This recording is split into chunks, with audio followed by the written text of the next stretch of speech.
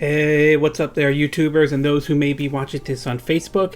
It's me again, Brian, aka Gamer55551, and I am back with a My Two Cent Switch/gaming video for this week, for the week of July 21st through the 27th, where I give you my thoughts on opinion on some of the stories that may have basically caught my attention this week. And one of the parts in the My Two Cent is going to be my thoughts on the recent demo that came out called Oninaki Switch.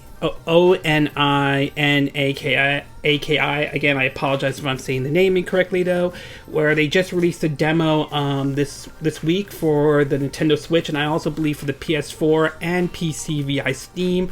I'm not 100% sure about that, but I assume that they probably did, so I want to give you my thoughts and my opinion about that one for the Switch version to be exact, which I'll get to that point in a minute. Before we begin, I do want to do a quick My Two Cent and give you my thoughts on two stories that recently popped up this week. Both of them are actually Sega related. The first one has to do with a story that I read from Destructoid. Again, links will be in the description of this video. That had Sega Japan file a trademark for Night Dream's Wheel. That is the sort of the jester mascot of the cult classic, or that has an audience. That's the Sega Saturn classic 1996. I believe it was the 1996 release of Nights into Dreams, and they did a sequel in 2007 for the Wii called Night's Journey into Dream. I played that game on the Wii though, and it was interesting. Not perfect, but still interesting.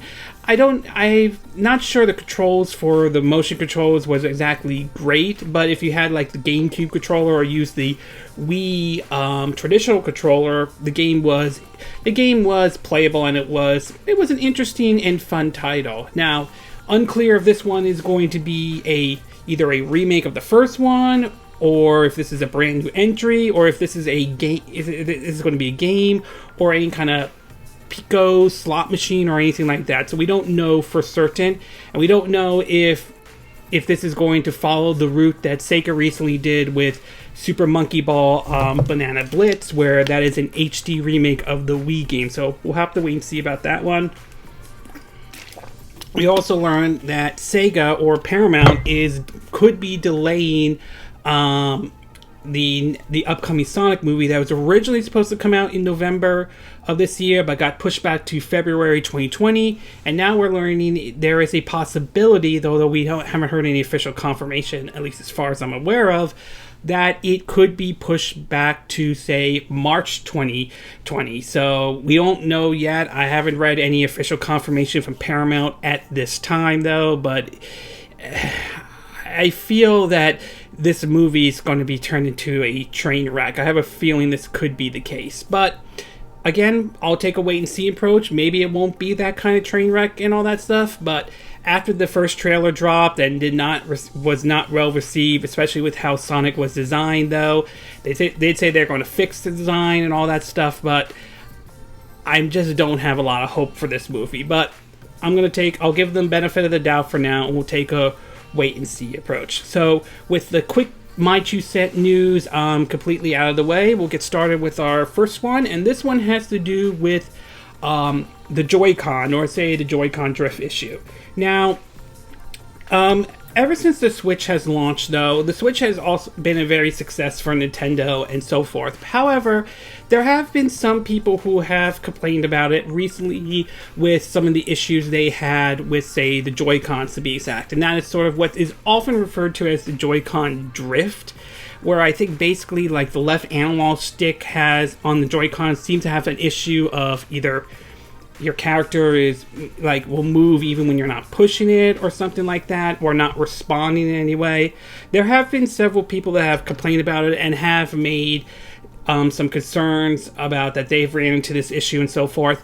As far as I'm aware of, I haven't had this problem. I've had my Switch since March of 2017, so I haven't seen any issues with the Joy-Cons though.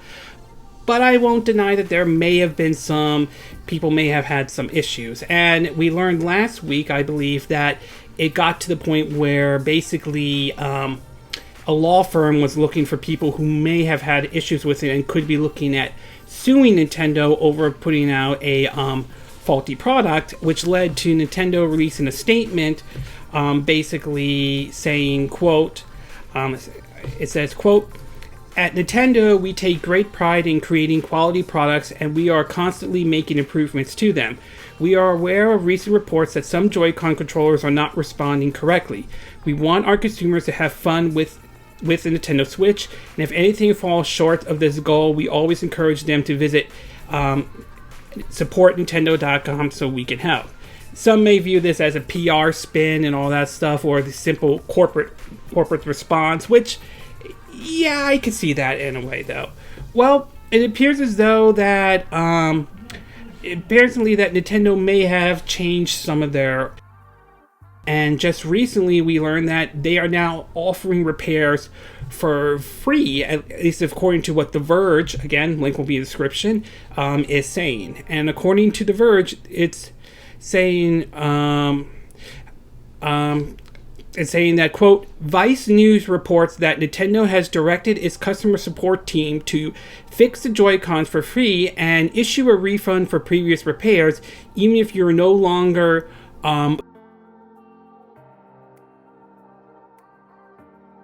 out the report. Otherwise, Nintendo offers a standard warranty for 90 days for accessories, which seems to be includes separate purchases, Joy-Con controllers, and 12 months for consoles, which seem to include Joy-Con controllers that are included with the Switch. If you're outside the warranty, Reddit users have previously reported costs of $40 for an out-of-warrant repair, which is nearly the cost of a replacement single Joy-Con controller. They run for $50 individually or $80 as a pair. As of right now, there hasn't been any announcement to an extended warranty for the controller. If that's true, if that is true, and Nintendo is offering repairs for the Joy-Con controllers for free, though, I think that is a good thing. If it certainly has become a problem for some Switch users who may have had some issues with the Joy-Con, so I would say, assuming this is true, I think this is definitely a very good thing. Although at the same time, it does make you kind of wonder if one of the reasons Nintendo may be doing this is mostly because they feel like the lawsuit may have could really have damaged the Nintendo Switch, or they feel like they wanted to, well, nip this in the butt ASAP before it gets any worse for them and all that stuff. However, there seems to be some sort of catch with this, and if what Nintendo Life, or Link will be description, is reporting, though, it turns out to be that the repairs for the Joy-Con, for anyone to suffer from the Joy-Con drifts, might be limited to certain regions, especially if you're living in the UK. According to the article from Nintendo Life, it's reported that UK news website Metro revealed that there has been no change in policy within the UK, with certain customer support staff located in Europe seemingly unaware of a recent development within the US. They've reported, quote, "Readers have sent us in chat transcript showing Nintendo UK refusing to make repairs for free, and a call ourselves to the support central provided no one there has been told to offer free repairs or refunds."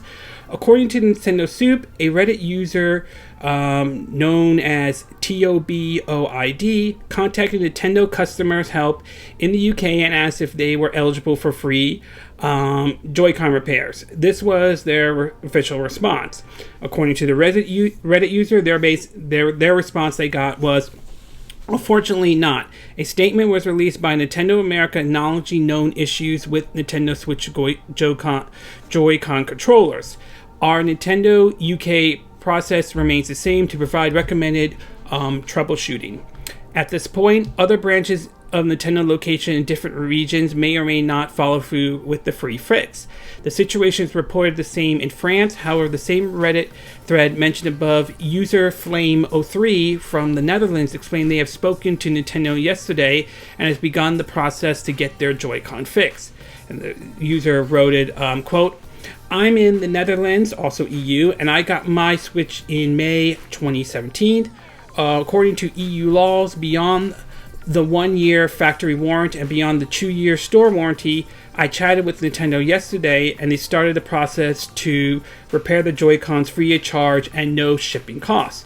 They request me to print out a shipping label and send the Joy-Cons in a box then, prepaid shipping label. So, if this is true, it's very interesting that somehow you can't seem to do this, but in a place like the Netherlands, it seems if you could actually get your Joy-Cons fixed for free. So it seems a little bit odd that this is going on. And if this report is true or anything like that, I do wonder, could we see a situation like we saw in the US where they could be, that some of these Switch users in the UK may be looking at gearing up for a possibility of a lawsuit towards Nintendo. Now, it's too early to say if that's going to happen. We don't know if they have changed their policy at this time or not, but I will say that if that story is true, I do think Nintendo, or at least Nintendo in the UK and other regions, need to get on this as quick as possible, because if a lot of people are experiencing problems with their Joy-Cons, with the Joy-Con drifting, though, this is a problem they want to nip in the butt as early as possible. So, overall, assuming all this is true, though, it's great that they are repairing the Joy-Cons for free, though, even though it does come off as that they want to, well, nip this in the butt as quickly as possible. And if the reports are true that some regions are not fixing the problem at this time, I would think that they should probably want to address the problem as soon as possible. Okay, we're going to take a quick break, and when we get back, we're going to get to part 2, and this one has to do with reports coming out about Marvel Ultimate Alliance 3, and it may actually be doing very well. So we'll take a quick break, and we will be right back.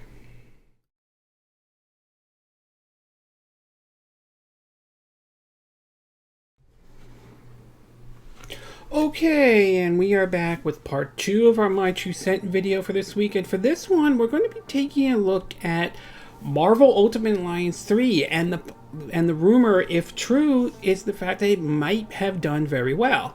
Now, I believe, recently though, Nintendo and Koei Tecmo, Team Ninja just released the Marvel Ultimate Alliance 3, the long-awaited sequel to the classic action RPG Marvel Ultimate Alliance series, when it was originally released under Activision Studio with both 1 and 2. Although, based on my time with Marvel Ultimate Alliance 3, this one feels kind of more like a reboot than a direct sequel. Not to mention, you could definitely see that the MCU is heavily influenced in it, even though it doesn't follow directly follows the MCU and all that stuff.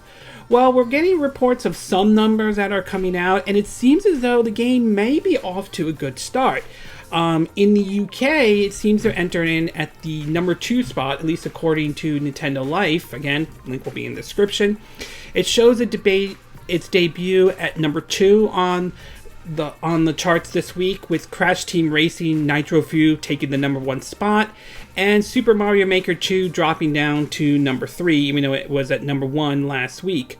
Another Marvel title, Spider-Man, made it this week, went back up to 99 when last week it was at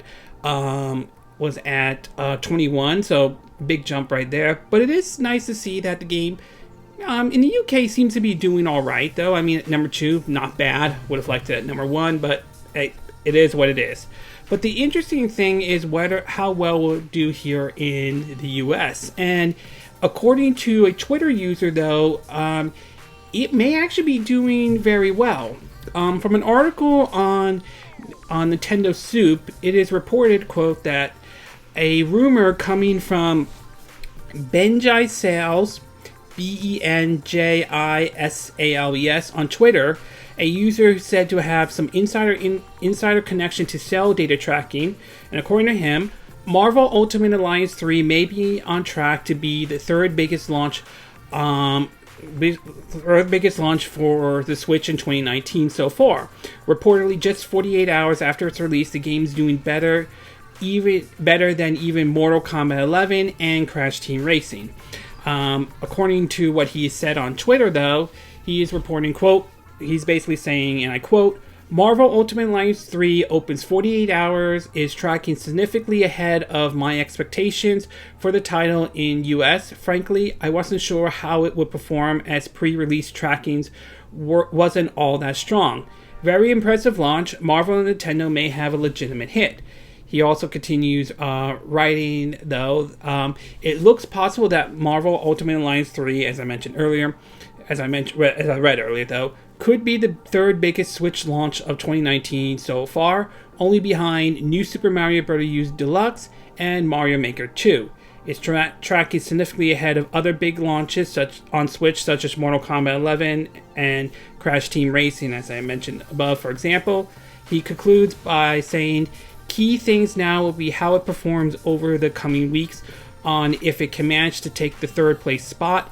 Definitely a bigger than expected opening, but if legs are poor, it could miss it. Now, it is worth pointing out at this time, though, there's no concrete information whether or not this what he's saying is true or not. So right now, it is considered a rumor at this time, and it should be taken with a grain of salt, though. That being said, though, we have heard reports of it selling, I think, becoming the #1 selling game on Amazon recently, and we also saw it become the #1, I believe it was the #1 game in Amazon, I'm not 100% sure, but we have saw it become the #1 eShop title on the Nintendo eShop. So this may be true after all. Again, we'll have to wait until there's official confirmation, though, but if what he is saying is true, if it is true, though, then good. I'm glad the game is doing very well. I'm glad that people are into it and are enjoying it as well.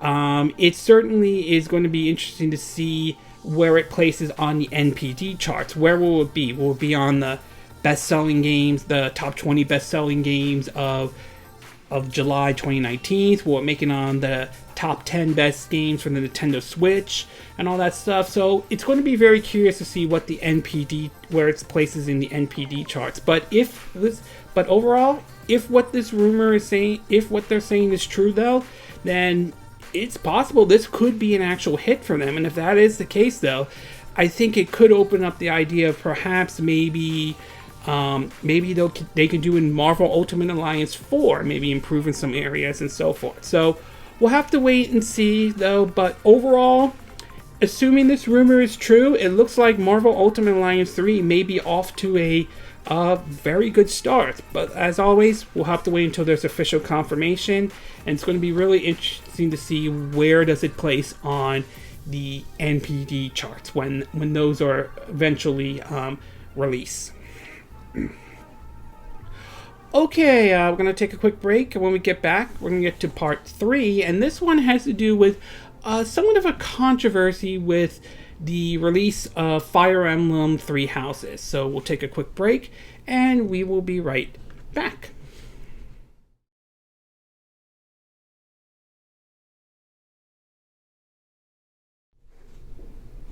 Okay, and we are back with part 3 of our My 2 Cent video for this week. And for this one, we're going to be taking a look at a controversy surrounding the release of Fire Emblem Three Houses. Mostly this has to do with a certain voice actor, though.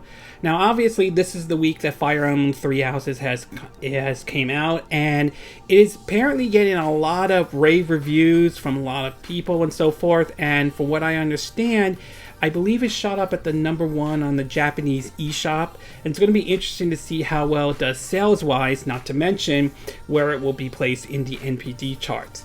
However, recent controversy has come out recently, and this one has to do with the voice actor, and this has to do with a past history that he has that has certainly caught a lot of people's attention. From an article on Nintendo Soup, it is reported that, quote, here's what they're saying, quote, Byleth, Byleth, apologize if I'm not saying the name correctly, might have a clouded past outside the game as well. With the inclusion the new heroes in Fire Emblem Heroes games, The voice actor cast behind the main character in Fire Emblem Three Houses has been revealed. This cast release revealed that Chris Niosi, who also played Belith, if I'm again apologize, I'm not saying this correctly, in Fire Emblem Three Houses. This actor has a history of being abusive to multiple people, and this climaxed last week with a tweet and a Tumblr post. On July 17, the voice actor tweeted a link to an apology he wrote addressing his abusive relationship with significant others. It's posted on Tumblr, though. It's a long one, so I won't read it, though. But Nintendo Soup has some parts of it as well, and it reads, quote, my name is Christopher, also known as Kirbopher. I am 30 years old, and for about half my lifetime, I've had horrible mistreatment and abused friends, colleagues, and even my significant others. It is time that I address each and every one of these people and respond to their feelings with individual apologies for what I've done to hurt them. This will be a master post containing all of the appropriate posts in one location so that people they have been written for, along with anyone else who wish to read them, can easily access this information. A Reddit user recently posted a comment, joined the conversation on Fire Emblem thread with the current top upvoted post is the following from SERGEANTJAMJARS.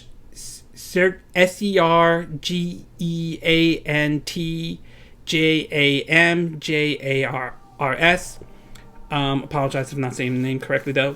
And this person wrote on Reddit, though, quote, it's been a very well-known fact for years now that he is, and again, this may not sound appropriate to some people, that he is a sexually abusive, manipulated, aggressive, among many other things. There are many reports from his many exes, and they point out, here's one, and then there's this, but another.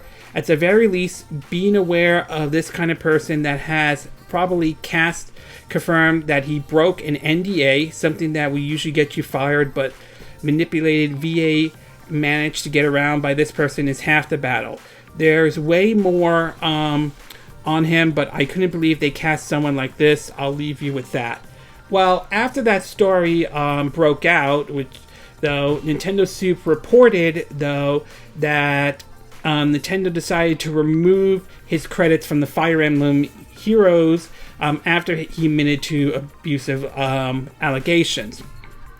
It's reported that, quote, and then according to what Nintendo Soup is writing, it says, recently reported on allegation of abuse hurled at this voice actor who played the male Byleth in both Fire Emblem Heroes and Fire Emblem Three Houses. While he has since apologized openly about his past, it looks like things are now escalating in an explosive manner. Nintendo has apparently taken notice of the bad press and has now redirect his voice credits in Fire Emblem 3 Heroes. While Noise voice is still in use, players will not be able to find his name in the character's profile screen any longer. The post from a post on Twitter, though, from a Twitter user by the name of Oscar, Oscar, it says, quote, in a recent update to Fire Emblem Heroes, the English voice actor for male Byleth is no longer listed. In previous data, the name was mentioned, but it recently came to light it belongs to a controversial figure in the industry. While minor, this change signals a positive step forward. Now, it's unclear whether or not what kind of impact this is going to have on Fire Emblem Three Houses. We don't know if this will have an impact on the sales or anything like that, so we'll have to wait and see how this plays out. But it appears as though Nintendo realized how damaging this could be and decided to do something about it. Although it does make you kind of wonder, why didn't they check to see if whether or not this person, if it was going to get this kind of attention based on his history and all, whether or not it was the right thing to hire this person or not. So it's interesting, and I think that I will say Nintendo probably made the right decision to not credit this person based on the history of what he has and all that stuff. And while I applaud the fact that he apologized for it, though, I can see why not everybody, why some people may not be willing to forgive him, especially if what he is saying is true about his behavior to a lot of people, friends, families, and all that stuff. And obviously, Nintendo certainly, I would say, at least in this situation, made the right decision not to credit him, because it probably could have had a negative impact on Fire Emblem Three Houses. So overall, very controversial why they picked this actor to voice this character in Fire Emblem Three Houses, though. Obviously, Nintendo made the decision not to credit him in any way, but it will be really interesting to see if this has any impact at all on the game's release, whether this will impact it in sales or anything like that. Right now, it's the #1 game on the Nintendo eShop in Japan. We'll see whether or not elsewhere, whether that it becomes an issue or anything like that. So it's a very, very interesting situation indeed. Okay, we're going to take a quick break, and when we get back, we're going to get to part 4, and this one has to do with about the fact that we could be starting to see the Nintendo Switch in China. So we'll take a quick break, and we will be right back.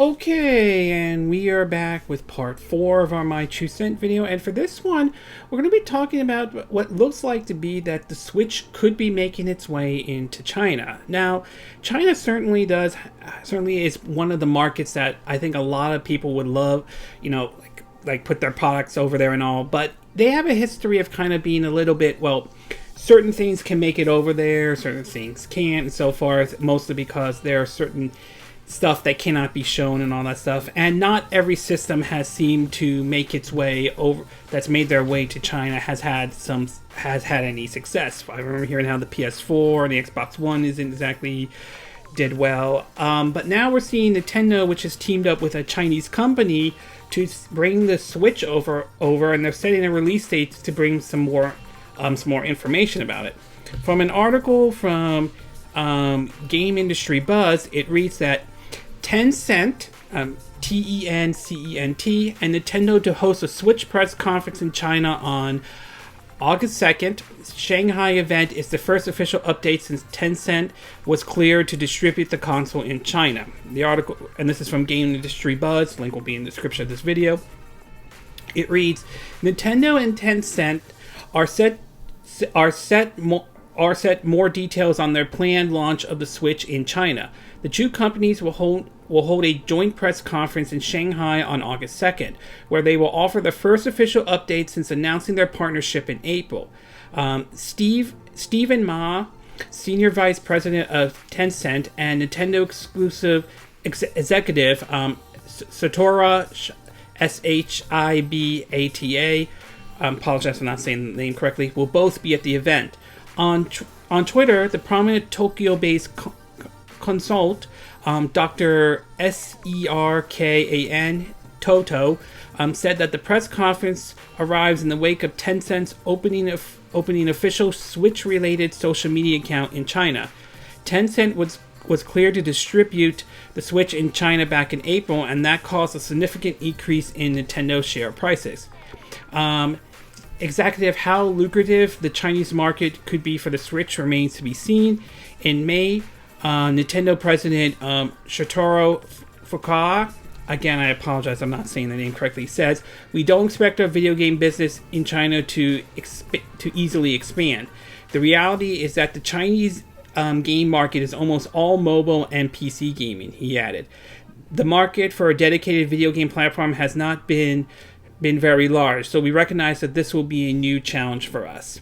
So it's going to be really interesting to see how well a system like the Nintendo Switch is going to do in China, because although it is going to be interesting to see how well it does there, it'll be interesting to see what kind of games will be able to make it over, because China does have a history of censoring certain games or certain movies or certain stuff that cannot be shown to public or shown over there.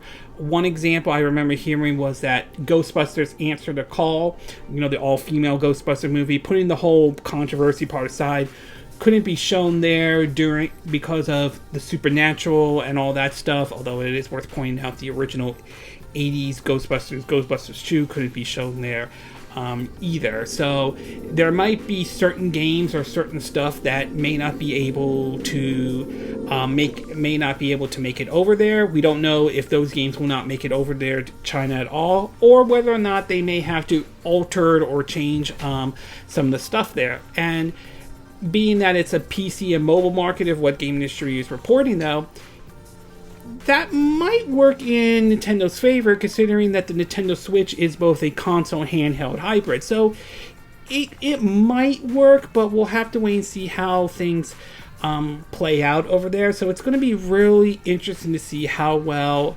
the Switch is going to do in China, be exact. Will it still be able to, will it take off well over there? What kind of games will make it over there? And will some of the games might have to be altered or changed or anything like that? Will certain features of the Nintendo Switch have to be altered or removed or changed? So my overall take on this is that it's going to be really interesting to see how they distribute the Nintendo Switch in China and whether or not it truly takes off. Okay, we're going to take a quick break, and when we get back, we're going to get to part 5, and this one has to do with a feature in the game on Grand Theft Auto Online that to some might be controversial in a way. So we'll take a quick break, and we will be right back.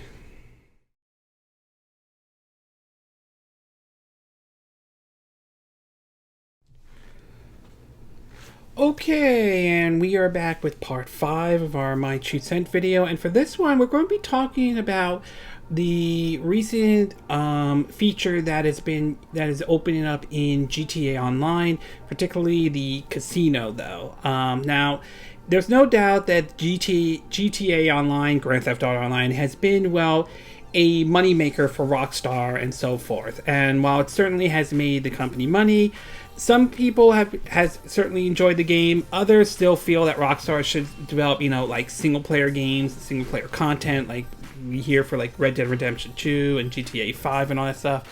But it looks like Rockstar is focusing heavily on GTA Online, not to mention Red Dead Online and so forth. And now a recent feature that they added, the online casino and all that stuff, has a certain decision they decided to add it, well, might be concerned for some people, and that is that you can use real money for virtual gambling. No.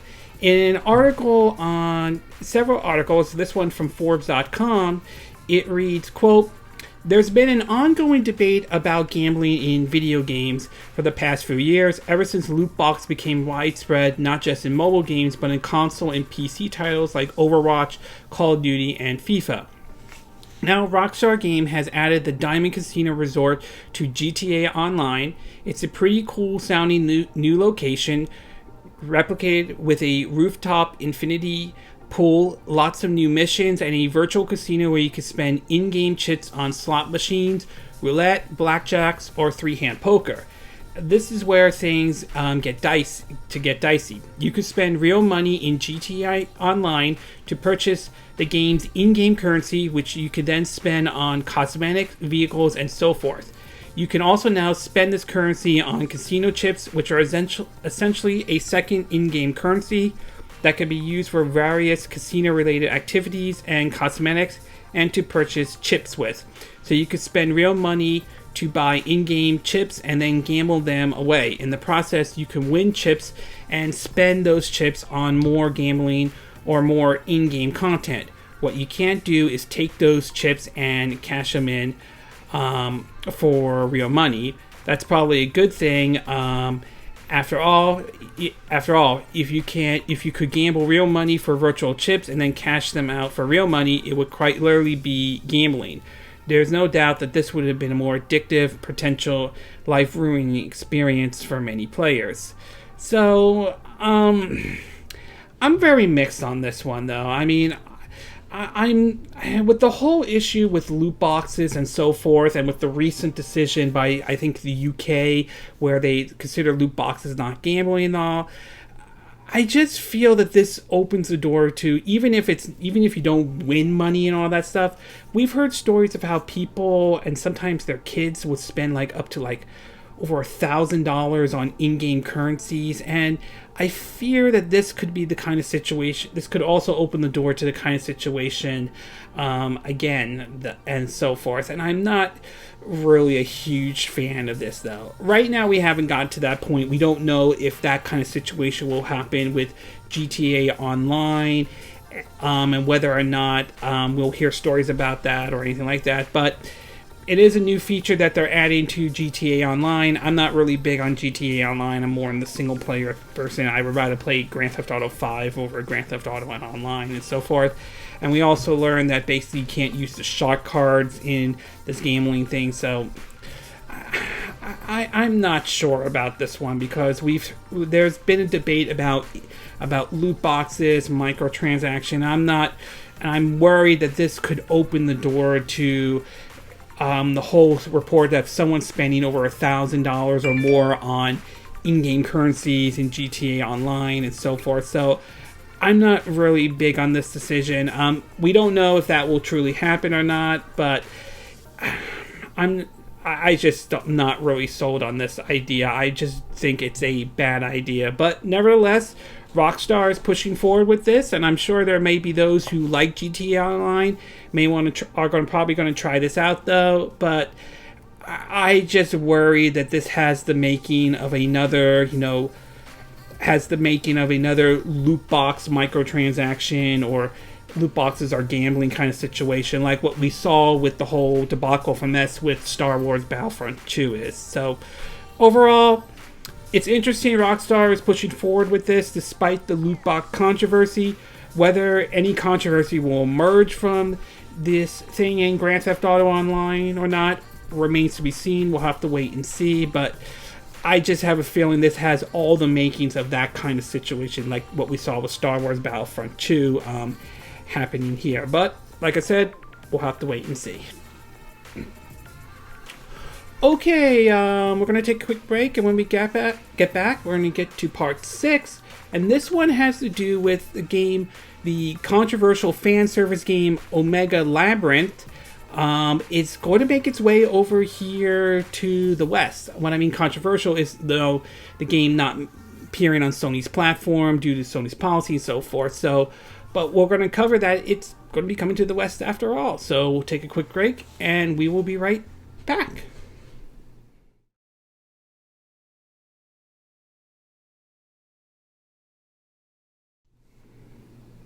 Okay, and we are back with part 6 of our My 2 Cent video, and this one has to do with the game Omega Labyrinth and the fact that it's coming here in the West, despite a while back the claim that Sony wasn't going to allow this game, at least on their system and all that stuff. Now, ever since Sony changed some of their policy of allowing certain games with supposedly sexual kind of stuff or content in their game, it has led to many people not being pleased with this, to even some developers not happy about it. We've heard how it was thought to be that some of the entries of the Omega Labyrinth, which originally was on the PS4 and the Vita, to be outright canceled. Some of the entries in them to indie creates rethinking their strategy for any future release of the Galgun series, to even the creator of the Serene Kagura series, leaving Marvelous after basically Sony's decision on their so-called censorship policy, which basically will throw that series in doubt. We don't know what direction it's going to go now that the series creator left Marvelous Studio, which is very interesting that Sony is doing this, considering the fact that Nintendo has decided to do a complete 180 and basically now has taken the position of, you know what? We'll let the ESRB and the rating boards do their job, and as long as it reaches the proper rating that it gets. So, for example, if the game's M-rated, they're like, yeah, okay, that's fine. That's fine indeed. And, well, And like what we saw with also games like Dead or Alive Extreme Scarlet, where we learned about basically how this version, that's the version on the PS4, some of the outfits would be censored or changed, while the Switch version would be uncensored and all that stuff. And well, it looks like Omega Labyrinth is following that same route as well. In an article from DualShock, it reads, quote, that last year, Omega Life producer told DualShock in an interview that Matrix Corporation and D3 publisher would like to release the game in the United States and Europe. Well, those hopes are coming to fruition soon, as D3 publisher just confirmed that Omega Life and Labyrinth Life are released on the Nintendo Switch and PS4 respectively on the same day as the Japanese version, although from what I understand, it supposedly is a digital release only though. That day is August 1st, 2019. Interestingly, the developer chose to release it then as August 1st, as jokingly as called, and this is what they're writing, Boob Day by some in Japan because the date is pronounced similarity. For a game that has players allowing players to grow the size of their party members' breasts by accumulating Omega powers, I would say releasing Omega Labyrinth Life and Labyrinth Life on that day is fitting. Just like in Japan, the Western version of the game sees a name change to just Labyrinth Life.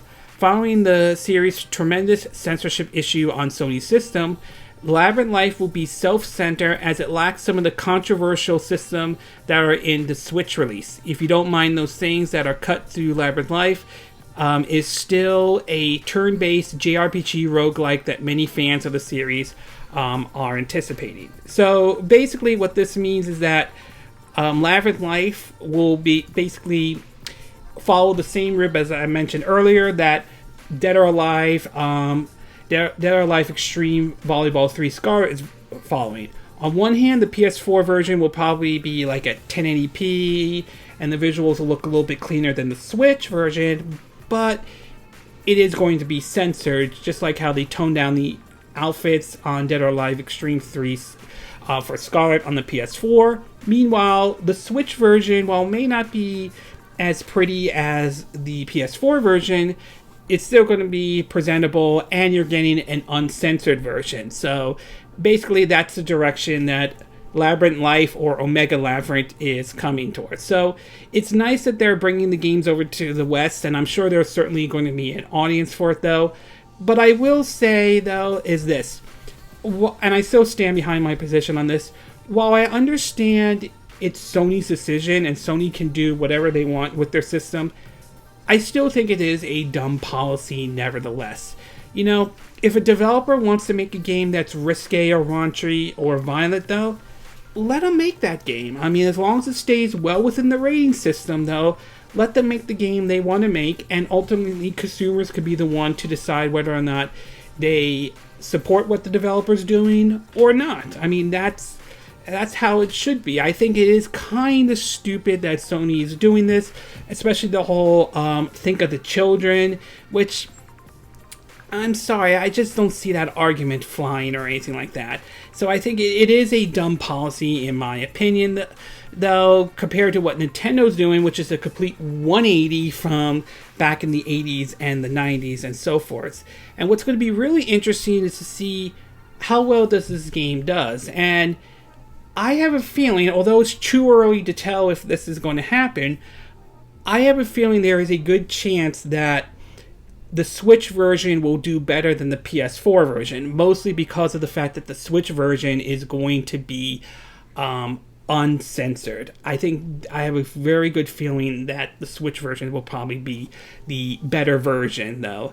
As far as a physical version, as far as I can tell, I know that they have a physical version available at PlayAsia, so if you want to get that version, you probably want to check out PlayAsia as well.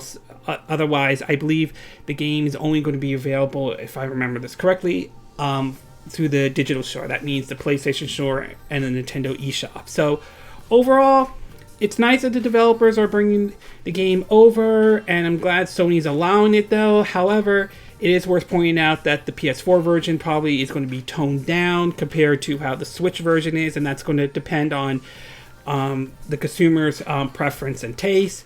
And of course, and like I said, although it's too early to tell for certain, I have a feeling there is a good chance that the Switch version will probably do better than the PS4 version.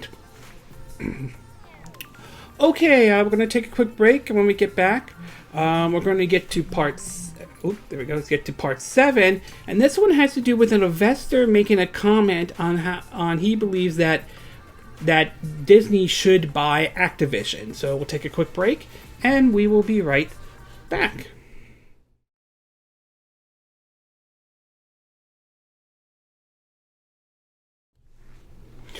Okay, and we are back with part 7 of our, if I'm doing this correctly, part 7 of our My 2 Cent video. And for this one, we're going to be talking about an investor recommending that Disney buy Activision.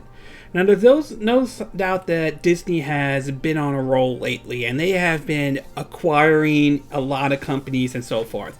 From the recent purchasing of 20th Century Fox, and so far as to, like purchasing Marvel, which has been doing extremely well with the MCU, and I have been a big fan of it though. That said, as much as Disney has been doing very well and expanding, there's always the worry about if it gets too big, it could create a monopoly into the kind of situation like we saw, with Microsoft back in the 90s, not creating like a lot of competition, something Disney needs to be very careful about. Well, recently an investor made a suggestion that Disney should consider buying Activision. In an article posted on InsideTheMagic.com, the report is that, quote, "As we all know, Disney is slowly becoming the largest media company in the world, especially with the recent purchase of 20th Century Fox. And now an investor in the Walt Disney Company thinks that Mickey Mouse should continue down its path of world domination, and purchase Activision Blizzard, a leading worldwide developer in the gaming industry." This person told Bloomberg that it's an ideal time for Disney to make the acquisition, as it could use this opportunity to leverage its film and TV characters. For those who are wondering, this person is a investor advisor with Gerbil Kawasaki, Gerber, a company that owns over $22 million worth of shares in Disney and 4.3 in Activision, though. The new report wouldn't be the first time it was thought that Disney might dip its toes in the gaming pool, as only earlier this year it was reported that the company was going to purchase a massive gaming company in a $13.2 billion deal. It was claimed that Disney would possibly acquire the Korean PC and mobile gaming company Nexon, Nexon, which employs around 7,000 people and maintains about 80 titles in Asia, making it a big player in the gaming industry and in South Korea and Japan. Of course, if Disney were to go through with the purchase of Activision, the company would have to dish out almost 3 times the amount of Nexon, as the gaming company is currently valued at around $37 billion. The last time Disney purchased a company even remotely close to this amount was the purchase of 20th Century Fox, which set the company back over $71 billion earlier this year, though. However, it can be said that Disney could make an incredible amount of money if it were able to take their many beloved intellectual properties and turn them into gaming franchises. As many Disney fans know, the company saw success in the past when it licensed its property to publishers like EA. That, I think, is kind of debatable, especially after how EA has handled the Star Wars license recently, with Star Wars Battlefield 1 becoming a $60 game with little to no content, and $50 season pass with little to no content and admitting that they rushed the game out just to keep up with The Force Awakening.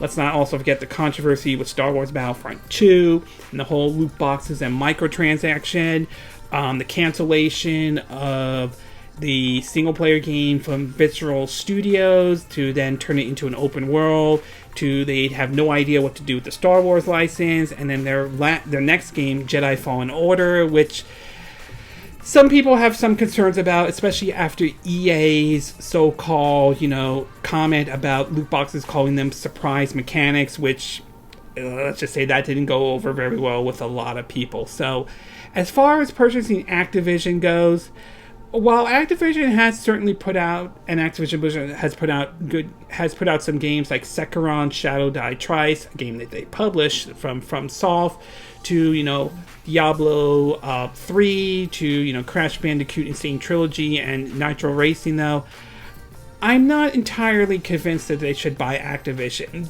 and all. They certainly have not gotten the best of reputations. They have been known to, or at least been with Call of Duty lately, how they have pushed heavily on the microtransaction, focus on, the Battle Royale, to how the reports have pointed out how they have made money but didn't make all the money in the world, to laying off a lot of employees, not to mention their CEOs getting a bonus and so forth. So they don't exactly have the greatest reputation in the world. And the idea of having Marvel characters or any Star Wars characters under the Activision banner, I'm not entirely convinced.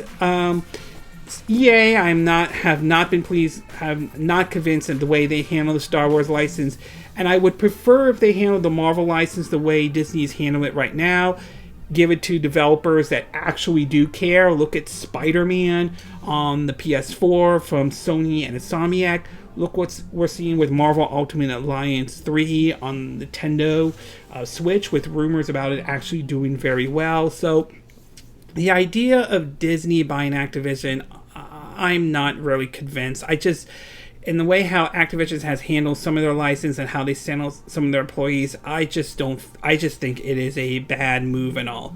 Now, granted, I'm not in know whether or not this could be a good move or anything like that, but my overall takeaway is that I really don't think Disney should buy Activision, given the reputation Activision has had.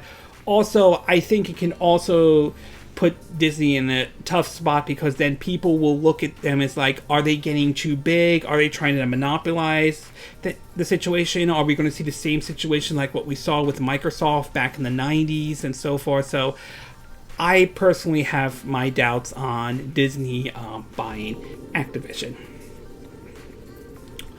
Okay, we're going to take a quick break. When we get back, we're going to get to part 8. And this one has to do with my thoughts on the demo of Oninaki, Oninaka. Again, I apologize, I'm not saying the name correctly. So we'll take a quick break, and we will be right back.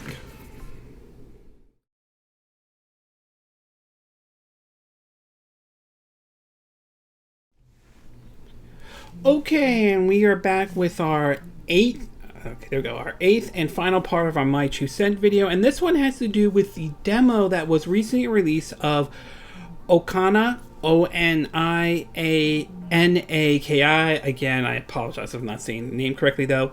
The demo was released on the Nintendo Switch, and I believe there is one for the PS4 and I think PC. I'm not 100% sure, but I assume that there is. This is basically a new game from Tokyo RPG Factory. I believe they're the ones that did the game I Am Sutsuma. This was a launch title this is one of the launch titles for the Nintendo Switch back then, although it was also appeared on other systems as well. And that was a fun title indeed. And this one is actually kind of an interesting title. Basically, you play as one of the characters that basically has to take some of the souls of people that have deceased to the other life, to the afterlife, and so forth. And the story is very emotional, and it also has a very interesting art. It has a unique art style. It kind of reminds me a little bit of I Am Sutsuma's art style. It's really lovely, it looks nice, and so forth. And the game is, the combat is fun, though. It's basically plays as an action RPG, hack and slash, and so forth. But you do also have these beings called, I think, Damien, if I'm saying the name correctly, that you can also use to perform like certain moves and so forth. Like I have a sword. Yeah, there's a sword one where you can also do a dash. Where if you get a spear one, you can do a jump and all that stuff. You can also improve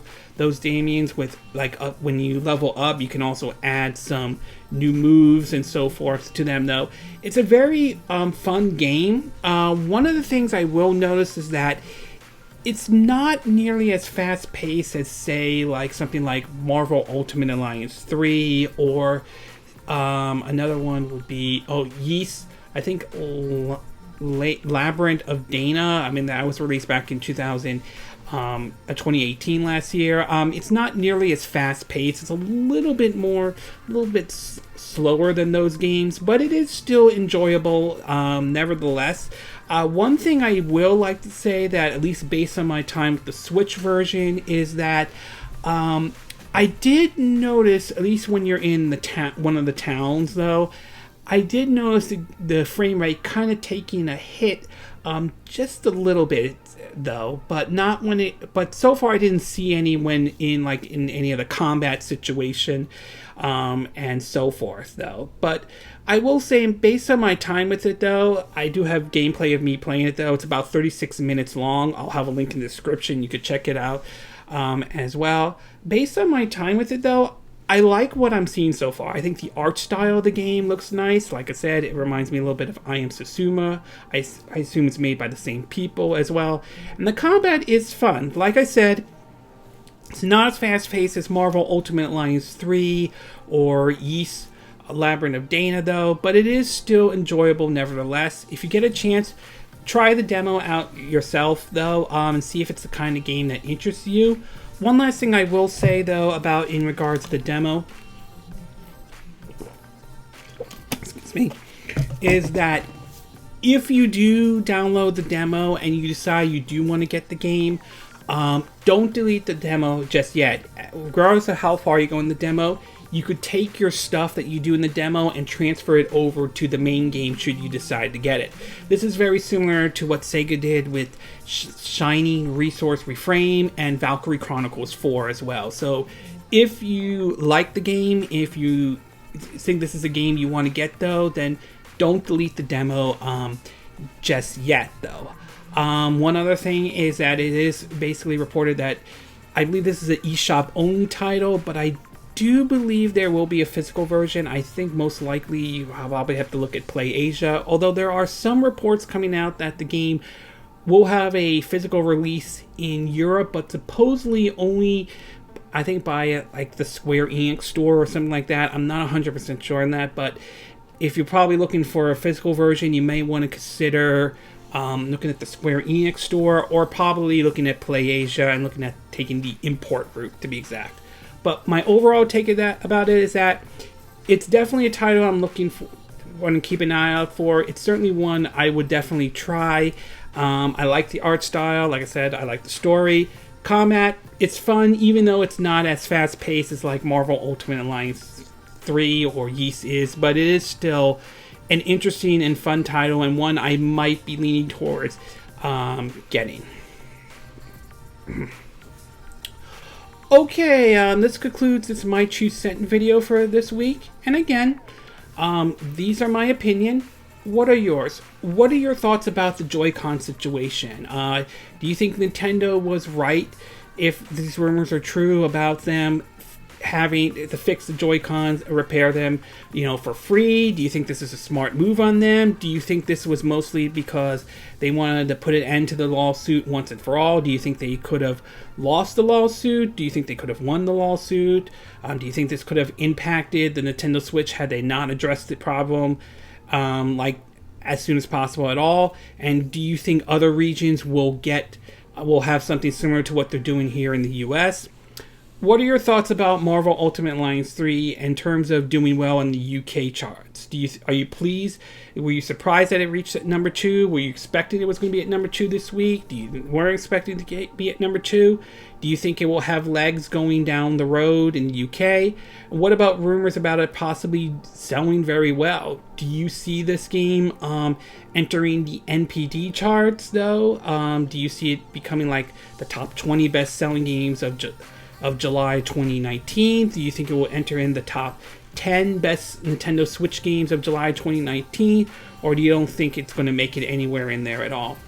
What do you think about this whole controversy with Fire Emblem Three Houses, though? You think Nintendo made a mistake of hiring this voice actor due to his controversial history and basically, supposedly basically reports of him abusing his significant others, friends, and family as well? Do you think Nintendo made the right decision to remove his name from the credits in Fire Emblem Heroes and possibly in Three Houses as well? What are your thoughts about the Switch going to make its premiere possibly in China, though? Do you think this is a smart move on Nintendo? Do you think they'll have better success than maybe, say, other companies have, like Sony or Microsoft with the PS4, Xbox One? Or do you think that Nintendo's not going to have much success in China at all? What are your thoughts about GTA Online adding gambling in, or somewhat gambling in the up in their GTA Online game, though? Do you think this is not a big deal as some people make it out to be, or are you concerned that this can open the door to another one of those kind of situation where we hear stories about people spending like a whole lot of money on it? It could open up another looking into about loot box or microtransaction regulations and all. What are your thoughts about Omega Labyrinth Life coming here to the West now, both on the PS4 and the Nintendo Switch? Are you pleased that the developers are bringing it over here to the West? Is it the kind of game that would interest you? Are you planning to pick up the PS4 version despite them altering and changing certain situations and so forth due to some of the content that might be inappropriate? Or would you prefer to pick up the Switch version as well? And would you be picking it up digitally, or do you prefer to maybe go through the PlayAsia and pick it up physically? And is it possible that the Switch version could probably fare better than the PS4 version? What are your thoughts about this investor suggesting that Disney acquire Activision? Do you think this is a good idea for Disney? Do you think they should acquire it, or do you think it's a bad idea for Activision to be acquired by Disney? Whether you think Disney is trying to monopolize and maybe get too big, or do you think given Activision's reputation and history, it's not a smart move to have Disney's IP be developed by Activision? And what are your thoughts about the demo of Oninaki? Again, I have a hard time saying the name. Have you tried the demo out as well? Have you tried it out on the Switch, or have you tried it on the PS4 and PC? Is it the kind of game, action RPG, that interests you in any way? Is it something you're willing to pick up for any of those systems, or is this sort of a pass for you? Do you agree with what I said in this video? Do you disagree? Do you have a difference of opinion? As always, sound off on the comment section below. Let me know what you think. And if you're watching this on YouTube, I hope you hit that like button. I would appreciate it. And I hope you do subscribe to my YouTube channel. If you do, make sure you hit the bell icon for notifications of any new videos I put up.